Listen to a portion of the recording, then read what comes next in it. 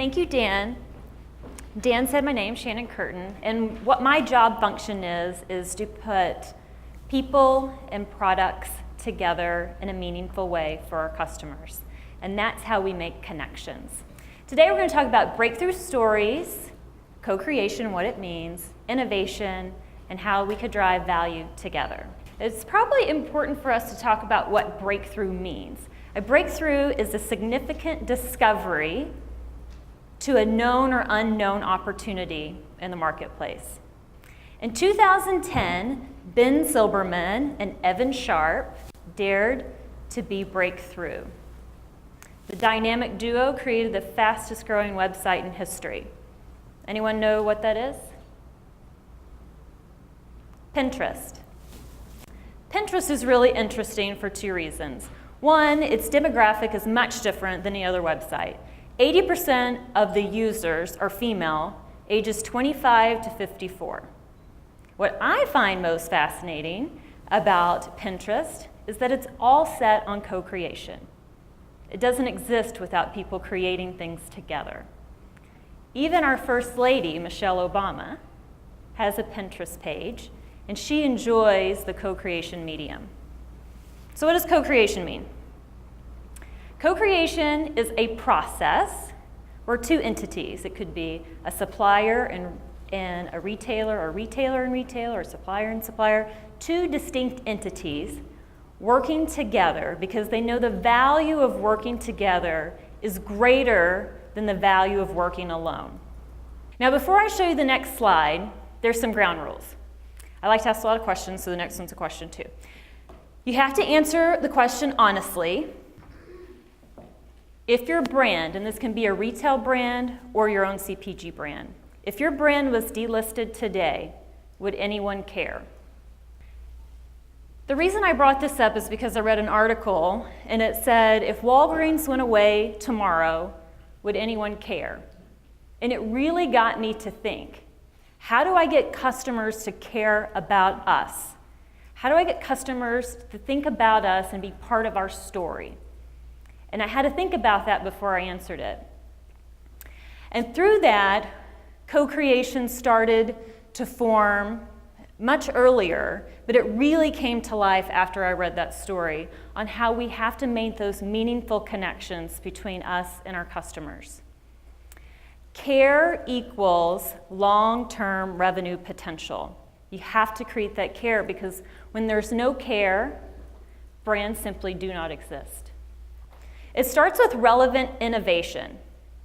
Now, I looked up innovation on Google, and Ted's already left, but I was Googling it, and there's about 6,000 definitions of innovation.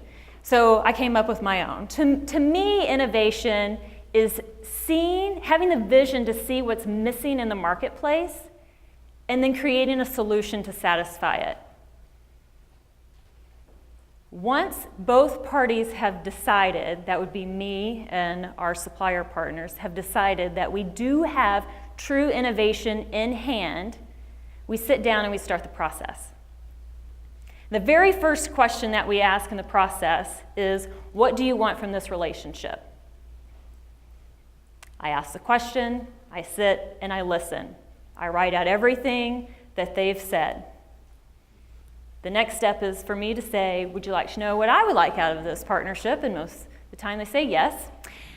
And I tell them everything that we need out of the relationship. So I don't know what side that is, on my right side, there's a bubble called listening. And it's really important that you have that. And it's a skill that becomes refined over time, and it's really hard to sit and listen if you've got something else on your mind, if you have a separate agenda. But if you have a clear mind, it's a really good conversation. And last week, I had a meeting, and it saddens me to share this story because it's only far few in between, but I think it's relevant for this conversation. Last week, I had a meeting with a major, big supplier company that came in. And this is the first time this particular GM has ever been in to visit me in 4 years. We set up the meeting for 2 hours. For 1 hour and 53 minutes, someone presented to us, me and my team, and I listened. There were 7 minutes left in the meeting. The GM said, "Are there any more questions you'd like to ask of my team?" My team asked a few more, and there was about 2 minutes left. I said, "I have one question." Sure, what is it?" "Do you know what we need out of this partnership, and do you know what we're looking for?" "No, would you like to share that?" "We have no more time." And it made for a very long meeting for us because we weren't able to share what our vision is. I did say, if you want to know why we may not pick up some of your new items next year, it's because it's not part of where we're going in our journey. If you get to a place where you're confused why we didn't move forward with you, give me a call and I'll share what we're looking for. It's really important that you open up the dialogue between both parties to make sure that you're going to both be on the same road at the same time. So being the biggest doesn't mean you're the best. Being the best at co-creation is having this wonderful creative genius. And that starts with transparency and having those conversations. So who does it best? I'm going to have 2 stories.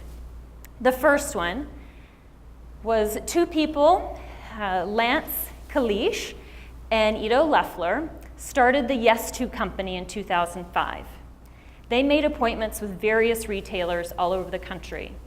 They had a vision, they had a purpose, they knew what they wanted, but they had to have a partner. And what they wanted to do is the same mission that they have today. They wanted to make great products that made people feel good. They have a commitment to the environment, so 95% of the ingredient base is natural, all the packaging recyclable, and a portion of all the profits go to helping communities around the world. They're incredibly bright, incredibly humble, and they have great listening techniques. So they come in and they make a meeting with the category manager of the time, Michelle Hobson. It was a 30-minute meeting. How many people have always had a 30-minute meeting with your retailers? Because that's all the time that they have. They sat down and they started the talk. They talked about what was going on. They talked about what both sides thought about this space, the natural space. And Michelle became really intrigued with the story and with them, and they were really intrigued with what Michelle thought about this space. And that 30-minute appointment turned into a 2-hour conversation. At the end of that conversation, Michelle said, "We're going to put you in some stores, we're going to put you online, and we're going to see how this goes, and we're going to build this together. We'd like to have it exclusive for a while because we're going to help you." Ido said, "Sure, yeah, let's do that. I can do that," because no one else was jumping on the bandwagon at the time. And if you fast forward 8 years, the company has grown to be the 2nd largest natural care company in the market, and they're sold in over 20 countries. So one of the fun stories that we have to share with our supplier partners on, we still give small companies a chance, and we like to co-create that into the marketplace. So you're asking yourself, why is this valuable to me? Why should I believe it? Why should I do it? I'm going to say, why should you not? For these three particular examples, there are 3 reasons why I think it's really valuable to you. And this would work with any retailer, but I will speak to us specifically. Number 1, we see over 150 new suppliers a year. I will know your competition before you will. Number 2, we launch over 600 new items every year. There's not a CPG company in the world that launches 600 new items a year. We may know something about what works and what doesn't work in our particular space. And the third one is that retailers are much different now than what they used to be. Retailers have the ability to build their own brands now. And I can share, my team can share, on how you can coexist when we create our own brands. and how we bring those stories to life.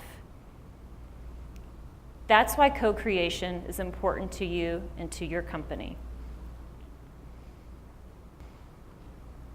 On my last slide, I would like to talk about change versus transformation.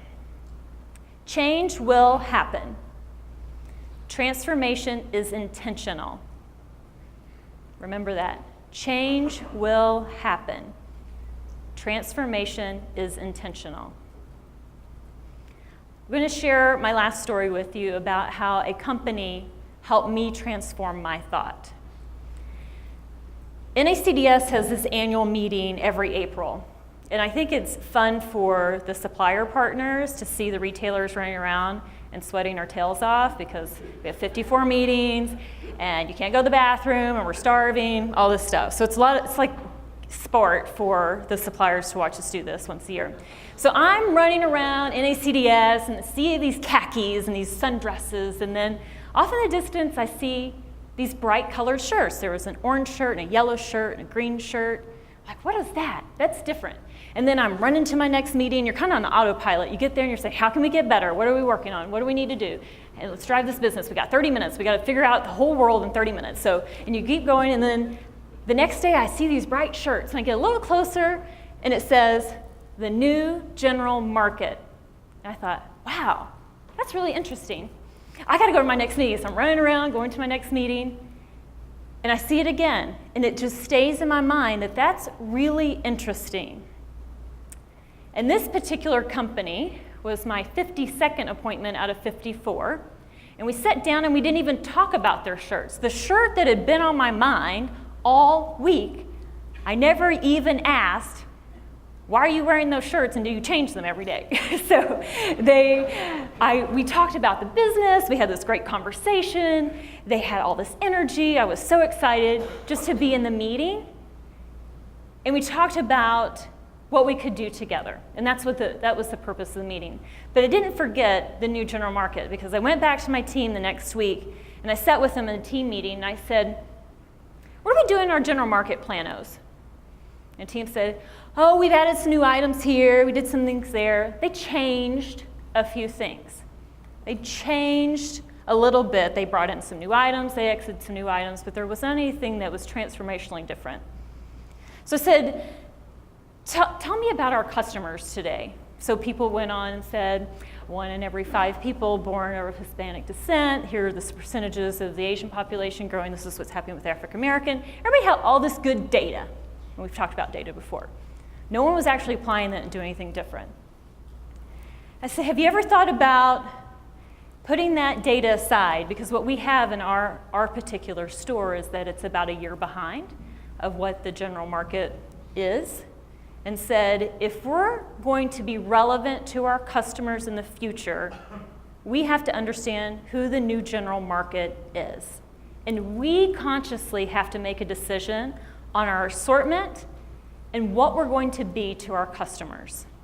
So the team took that initiative on, and over the course of the summer, we've changed our 6 pillar categories to be more reflective of what's happening in our world in the US today. We've changed and we've expanded assortments. We've opened up new thought. And what I leave you here with today is that Sundial Company and the Shea Moisture Group changed the way that I thought about my business. And it changed the way I thought about my division's business and how we interact with customers. Don't underestimate the power of one person transforming the way that you think about your business.